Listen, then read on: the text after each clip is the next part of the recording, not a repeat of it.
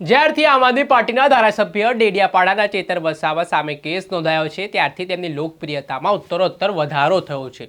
જે ચેતર વસાવાને ઓળખતા નહોતા તે પણ હવે ચેતર વસાવાને ઓળખતા થઈ ગયા છે, કેમ કે તેમના પર થયેલો કેસે પણ તેમની લોકપ્રિયતા વધારી દીધી છે। કેટલાક લોકો તો કહી રહ્યા છે તેમની મુશ્કેલીઓમાં વધારો કર્યો છે, પણ મુશ્કેલીની સાથે તેમની લોકપ્રિયતા પણ વધી છે તેવું કહી શકાય।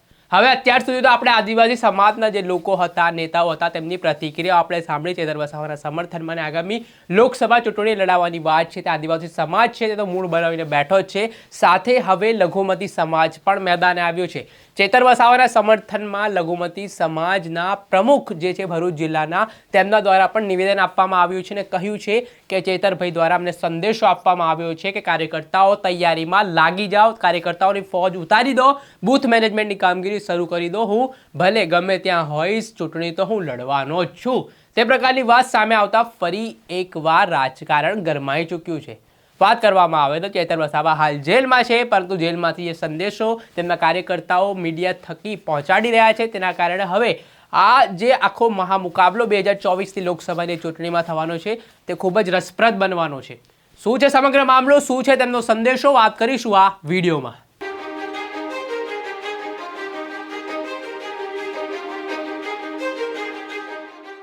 નમસ્કાર દર્શક મિત્રો, નવજીવન ન્યૂઝમાં આપનું સ્વાગત છે। હું છું ફૈઝાન। ડેડિયાપાડાના આમ આદમી પાર્ટીના ધારાસભ્ય ચેતર વસાવા પર જ્યારે વન વિભાગે ફરિયાદ નોંધાવી હતી ત્યારબાદથી તેઓ અંડરગ્રાઉન્ડ હતા, ત્યારબાદ તેઓ 14 ડિસેમ્બરે પોલીસ સમક્ષ હાજર થયા, પરંતુ આજે આખો સમયગાળો તમે જોઈ શકો છો કે 14 ડિસેમ્બર 3 નવેમ્બરથી 14 ડિસેમ્બર સમયગાળો દરમિયાન ચેતર વસાવાના સમર્થનમાં અનેક આદિવાસી નેતાઓ, કોંગ્રેસના દિગ્ગજ નેતાઓ સહિત આ લઘુમતી સમાજના આગેવાનો છે તે તમામે તમામ ચેતર વસાવાના સમર્થનમાં જોવા મળ્યા હતા। એટલે ઉલટાનો આ કેસ જ્યારે સરકારે તેમના ઉપર કર્યો છે તો સરકાર પોતે ફસાયો એવું લાગી રહ્યું છે, કેમ કે જે કેસ કરવામાં આવ્યો છે તેનાથી ચેતર વસાવાની લોકપ્રિયતામાં ઉત્તરોત્તર વધારો થયો છે।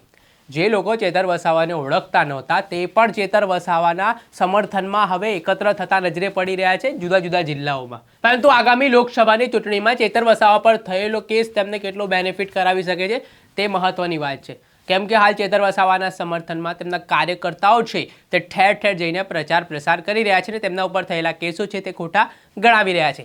આને જ લઈને ગઈકાલે જેવી રીતે ચેતર વસાવાએ પોતાના કાર્યકર્તાઓને સંદેશો મોકલ્યો છે, સંદેશોમાં ફરી એકવાર ભરૂચ જિલ્લાના લઘુમતીના પ્રમુખ યાકુબ મુનશી છે તેમના દ્વારા લોકોને તેમજ કાર્યકર્તાઓને કામગીરીમાં લાગી જવા આહવાન કર્યું છે। તેમણે ચેતર વસાવાએ જે સંદેશો મોકલ્યો છે તે સંદેશો વિશે યાકુબ મુનશી શું કહી રહ્યા છે તે જોઈ લો। સાથીઓ, હું યાકુબ મુનશી, ભરૂચ જિલ્લા માઇનોરિટી પ્રમુખ।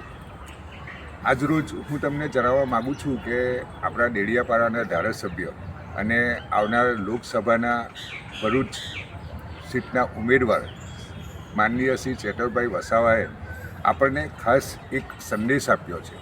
એ સંદેશ એવો આપ્યો છે કે આવનાર ઇલેક્શન 2024 લોકસભા આપણે લડવાના છે, ગમે તે જગ્યાએ હું હોઈશ પણ આપણે ઇલેક્શન લડવાના છે। તો માટે દરેક સંગઠનના સાથીઓ, દરેક આમ આદમી પાર્ટીના કાર્યકર્તાઓ, પદાધિકારીઓને એક ખાસ સંદેશ છે કે આપણે પોતાના સંગઠનને મજબૂત બનાવી પોતાની બૂથ સમિતિઓ બનાવો અને બૂથના પોતાના એરિયામાં દરેક મતદાતાઓને ચેતરભાઈ સાથે જે અન્યાય થયો છે એની જાણ કરો અને લોકોને જાગૃત કરો અને આવનાર ઇલેક્શનમાં આપણે ચેતરભાઈને જંગી બહુમતીથી જીતાવવાના છે।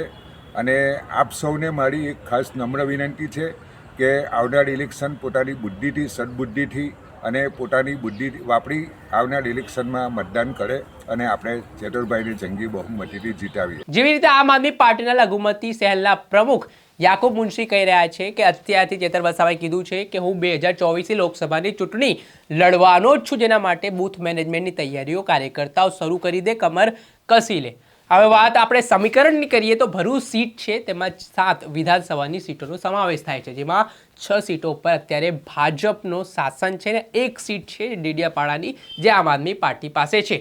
ભરૂચની જે 7 સીટોની વાત કરવામાં આવે તો ભરૂચ, વાગરા, જંબુસર, અંકલેશ્વર, કરજણ, ઝઘડિયા અને ડેડિયાપાડા આમ આદમી પાર્ટી બાદ, પરંતુ આ જે 6 સીટો છે તેમાં ભાજપનો દબદબો છે ને તેને તોડવું એટલે કે અભેદ્ય કિલ્લોને તોડવું ખૂબ મુશ્કેલ બાબત છે, એક પડકારજનક વાત પણ છે.